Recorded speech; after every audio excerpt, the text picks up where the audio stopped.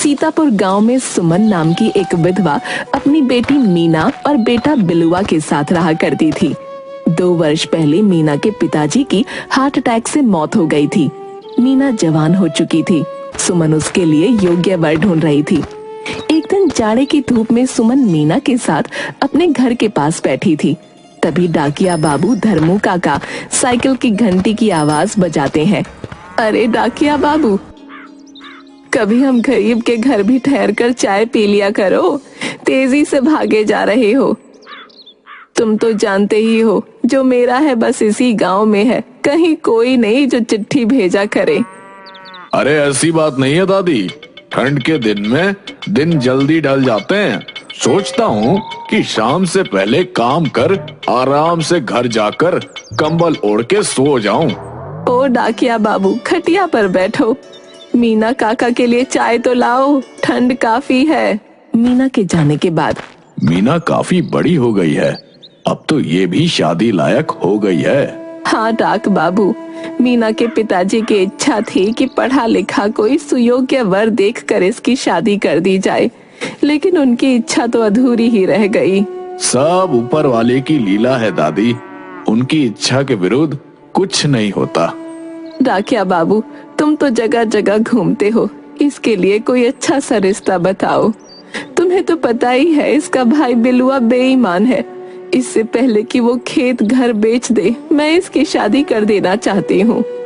कासगंज गांव के विजय का बेटा प्रकाश बहुत ही अच्छा और होनहार है दादी, गांव में ही टीचर है। वो मीना के लिए अच्छा रहेगा। आप कहो तो मैं बात चलाऊं? नेकी और पूछ पूछ, भाई जितनी जल्दी हो उससे बात चलाओ, फागुन में इसकी शादी कर देंगे। ठीक है दादी, अब मैं चलता हूँ, जल्दी ही अच्छे समाचार के साथ मिलूंगा। अरे रुको काका, चाय तो पीते जाओ। ये लो गरम गरम अदरक वाली चाय। अरे वाह, बिटिया के हाथ में तो जादू है। अच्छा है तुमने इसमें अदरक डाल दिया, मेरे गले में कुछ दिन से बहुत खराश हो रही थी, सब दूर हो जाएगा। धर्मू काका कासगंज जाकर प्रकाश के पिताजी से बात करते हैं। सब कुछ बात पक्की हो जाती है। फागुन में शादी तय हो जाती है। अभी नवंबर माह में बहुत ठंड पड़ रही थी। इधर बिलुआ अपने दोस्तों के साथ अलाव ताप रहा था। उधर प्रकाश चोरी छिपे मीना को देखने के लिए उसके घर के पास पहुंचता है। क्या भाई साहब, इस गांव में नए लगते हो? किसी को खोज रहे हो क्या? मकान को बहुत देर से ताड़ रहे हो? नहीं भैया, बगल के गांव जा रहा हूँ तो ये मकान का डिजाइन देख रहा था। मुझे भी घर बनवाना है, ऐसे ही मैं भी बनवाऊंगा, इसलिए देख रहा था। अच्छा, तुम मकान देख रहे हो चुपके चुपके? यार तुम तो बड़े काम के आदमी हो। आओ आलव ताप लो। नहीं भैया, ज्यादा देर हो जाएगी पहुंचने में, मैं चलता हूँ। अरे आओ यार, कुछ देर ठहरा करो, गर्म हो लो, फिर चले जाना। चलो अब 1000 रुपए निकालो तो। क्या? रुपए किस लिए? वो मकान का डिजाइन देखने के लिए। मैंने ये मकान का डिजाइन 1000 रुपए दे के बनवाया था। वैसे तो लेता 2000 हूँ, लेकिन तुम बोले कि बगल के गांव से हो, इसलिए 1000 रुपए डिस्काउंट। अब लाओ 1000 रुपए दो। प्रकाश समझ गया कि वो मीना का भाई है। उसने तुरंत रुपए दे दिए। शाबाश, आदमी तो आप ठीक लगते हो। वैसे पेंट करवाएंगे तब मकान देखना। फागुन में मेरी बहन की शादी है, अगले महीने मैं इसका पेंट करवाऊंगा। साला बहुत दिन बाद 1000 रुपया मिला हाथ में। मैं आज सुबह वैसे भी 8000 रुपए हार चुका था। भैया चलो अंदर, माँ खाना खाने के लिए इंतजार कर रही है। प्रकाश मीना को देखता है और देखता ही रह जाता है। तभी अचानक बिलुआ की आवाज से उसका ध्यान भटकता है। ठीक है भाई साहब, चलता हूँ, ऐसे ही आते रहना, और भी मकान का डिजाइन दिखा दूंगा, बस पैसे ढीले करते रहना। यही है जिसकी शादी फागुन में होने वाली है। प्रकाश का ध्यान मीना की ओर से हटता है और वो मुस्कुराकर अपने गांव चल देता है। प्रकाश सोचता है कि चलो 1000 रुपए देकर मैंने अपनी होने वाली पत्नी को तो देख लिया। फागुन में प्रकाश बारात लेकर मीना के घर पहुंचता है। पता नहीं जीजू, लेकिन तुमको तो कहीं देखा तो है, पर पता नहीं कहाँ देखा है। अगर आप 1000 रुपए देंगे तो मैं तुरंत बताता हूँ, वरना सोचते रहिए पेट में दर्द हो जाएगा। क्या सोच रहे हो साले साहब, ये ऑफर अभी तक ही है। मान गए जीजू, तुम भी बड़े कमीने हो। ये लो 1000 और जल्दी बताओ। हम 2 महीने पहले यहीं पर ही मिले थे, जब तुमने मुझसे अपने घर के डिजाइन को देखने का 1000 रुपया ले लिया था। ओहो, तो ये बात है। जीजू तुम मकान देखने नहीं, मीना को देखने आए थे।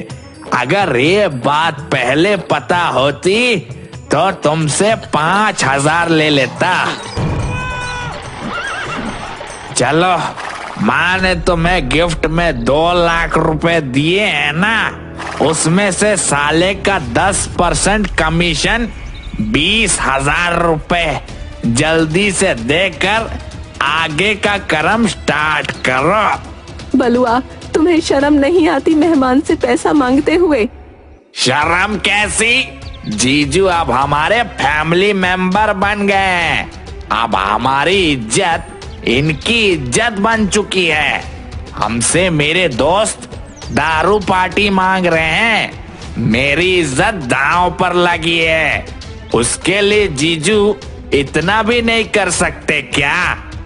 प्रकाश 20,000 रुपए देकर बिलुआ से किसी तरह पीछा छुड़ाता है। संयोग से कुछ दिन बाद प्रकाश का ट्रांसफर हो जाता है। रविवार के दिन डाकिया धर्मू काका प्रकाश के घर पहुंचते हैं। मीना बेटी, अरे ओ मीना बेटी। अरे आइए आइए डाकिया चाचा, कैसे हैं? बहुत दिन बाद इधर आए।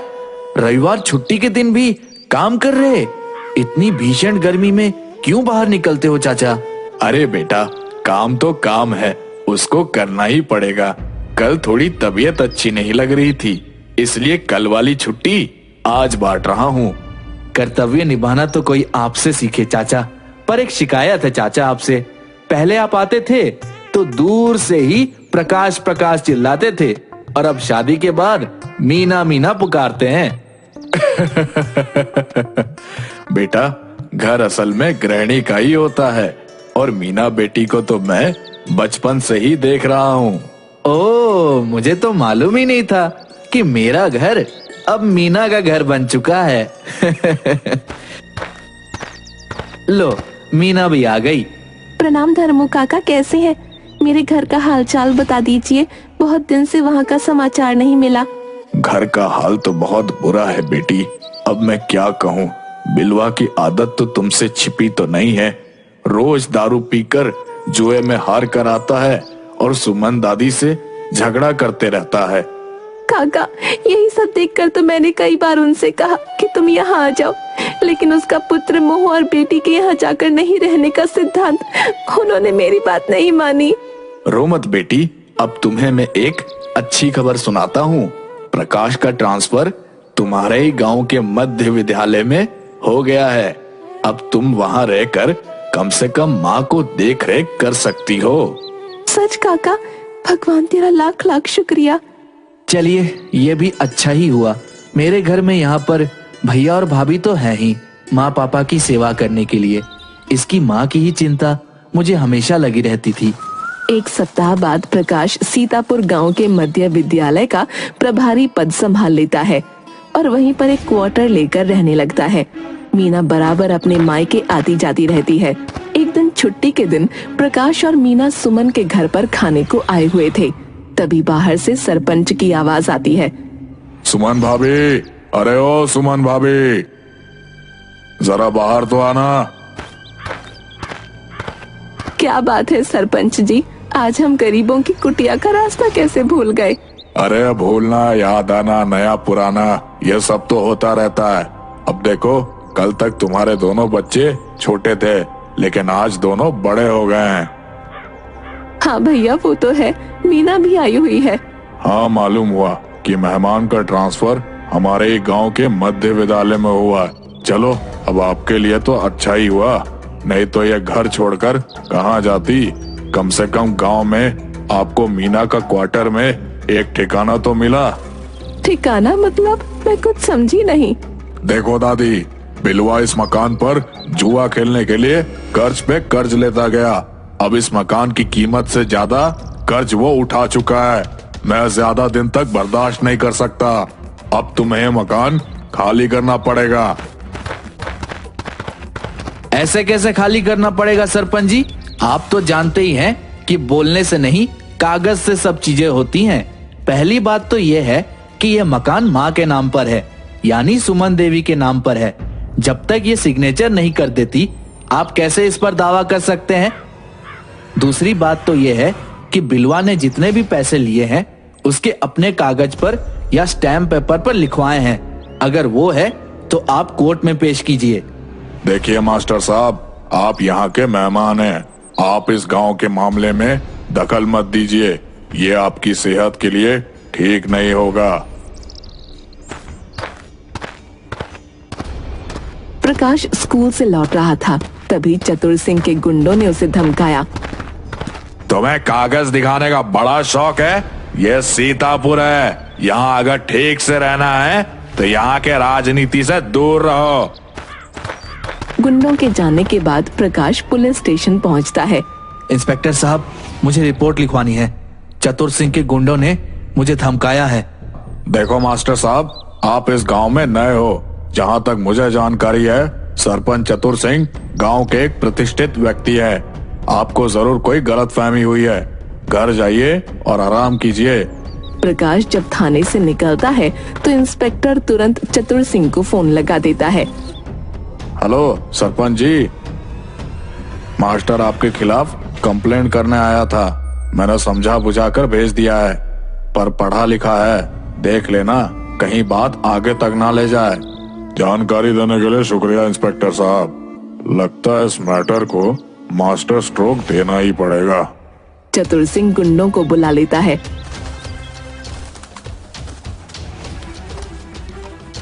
गुंडे रास्ते में प्रकाश को घेर लेते हैं। ये ले, अब कागज दिखाते रहना कि कितने डंडे आगे पड़े हैं और कितने पीछे पड़े हैं। मास्टर वहीं बेहोश हो जाता है। किसी ने मीना को बताया कि मास्टर साहब रास्ते में घायल होकर गिर पड़े हैं। मीना और स्कूल स्टाफ प्रकाश को शहर के हॉस्पिटल में भर्ती करवाते हैं। इधर बिलुआ के घर। सारा सामान घर से बाहर फेंक दो। सरपंच साहब, ऐसा मत कीजिए, हम कहाँ जाएंगे? जाओ उस मास्टर के क्वार्टर में। बहुत कागज दिखाने का मांग कर रहा था, अब हॉस्पिटल में अपना जख्म दिखा रहा है। देखो सरपंच जी, ये अच्छी बात नहीं है। तू चुप कर शराबी, मुझे धमकी देता है। एक पैसे अभी तक लौटाया नहीं, मारो उस साले को। गुंडे बिलुआ को 4 लाठी मारकर वहीं घायल कर देते हैं। सुमन जैसे तैसे अपने बेटे को लेकर और सामान को एक ठेले पर लाद प्रकाश के क्वार्टर में शिफ्ट कर जाती है। इधर अस्पताल में प्रकाश के बेड के ठीक बगल में वीआईपी वाले वार्ड में कई नेता घायल होकर पहुंचते हैं। उससे कुछ स्टेटमेंट लेने के लिए शहर के एसपी धाकड़ सिंह आए हुए होते हैं। धाकड़ सिंह नेता का स्टेटमेंट लेकर निकल ही रहे होते हैं कि तभी उसकी नजर प्रकाश पर पड़ती है। अरे प्रकाश, तू यहाँ कैसे? अरे कैसे हो मेरे दोस्त, बहुत दिन बाद मिले। मस्त हूँ यार, सिविल सर्विस निकलने के बाद एसीपी बन गया हूँ। इसी जिले में एसीपी हूँ। तू बता, मास्टरी कैसी चल रही है? अरे यार, गांव के एक बेईमान सरपंच ने गुंडे भेजकर मेरा ये हाल कर दिया है। तो तूने थाने में कंप्लेन क्यों नहीं किया? गया था मेरे दोस्त, पर तू तो जानता ही है अपने डिपार्टमेंट को। इंस्पेक्टर टोंडे ने एफआईआर करने से मना कर दिया। एक मिनट, डीसीपी साहब, मैं एसीपी बोल रहा हूँ। थोड़ा सीतापुर थाने के इंस्पेक्टर को लाइन पर लाना। बोलो एसीपी साहब बात करेंगे। दूसरी तरफ फोन पर, सर जय हिंद सर। इंस्पेक्टर साहब, आपके इलाके में मेरा एक दोस्त मास्टर प्रकाश है, सुना है उसका एफआईआर करने से आपने मना कर दिया था। नहीं सर, वो गलतफहमी हो गई थी सर, सॉरी सर। कल 10 बजे तक उस सरपंच की सारी क्राइम कुंडली मेरे टेबल पर चाहिए। अगर नहीं हुई तो लाइन हाजिरी के लिए तैयार रहना। जी सर। क्या जी सर? लाइन हाजिरी होने के लिए? नहीं सर, जी जी सर। बहुत बहुत शुक्रिया मेरे दोस्त। अरे इन गुंडों को तो तेरा भाई अच्छे से खबर लेगा, तू फिक्र ना कर। दूसरे दिन चतुर सिंह के खिलाफ एफआईआर दायर कर इंस्पेक्टर टोंडे उसे गिरफ्तार कर कोर्ट में पेश करता है।